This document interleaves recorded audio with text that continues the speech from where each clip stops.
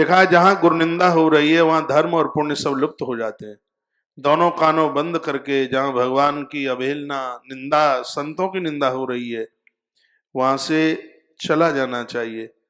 मूत्र विसर्जन के तत्पश्चात यदि पैर धो करके कुल्ला ना किया जाए, कुल्ला ना किया जाए, पाम ना धोया जाए, कलयुग को कोई रोक नहीं सकता। कलयुग ऐसे व्यक्ति के हृदय में जाके बैठ जाता है। राजा नल की कथा आती है महाभारत और गणेश पुराण में। राजा नल के साथ ऐसा ही तो हुआ था, रात को बाथरूम करने के बाद और वो कुल्ला करना भूल गए, कलयुग उनके शरीर में प्रवेश कर गया। वो तो करकोटक नाम के सर्प ने दंशन किया था।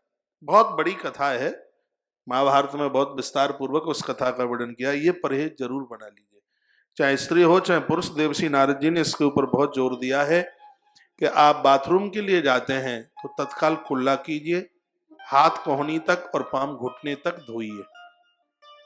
ये जरूरी है, बहुत ज्यादा जरूरी है। आप रास्ते में गाड़ी में पानी की व्यवस्था कीजिए, जल की व्यवस्था कीजिए, कुल्ला करें। आदमी उतना ही अपवित्र होता है बाथरूम के तत्पश्चात जितना कि वह व्यक्ति किसी के दरवाजे पर उठावनी में बैठ करके आया है। तो जैसे उसको भी कुल्ला की जरूरत होती है, तो मल विसर्जन के बाद स्नान और मूत्र विसर्जन के बाद में कुल्ला होना ही चाहिए। ये स्त्री और पुरुष दोनों के लिए ये मर्यादा बनाइए। और अब तो मैं आपके पीछे लग लिया हूं, बड़ी मुश्किल से 9 महीने में मेरे हाथों लगे हो। भाग के बताना कहां जाओगे। सौगंध खाइए, बदल के रख देना है तख्ता।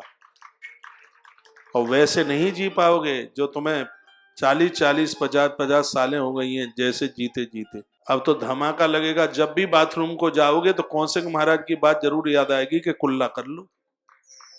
हाँ, संतों का तो कहना है कि जहां कुल्ला के लिए पानी की व्यवस्था नहीं है वहां बाथरूम जाना ही नहीं है।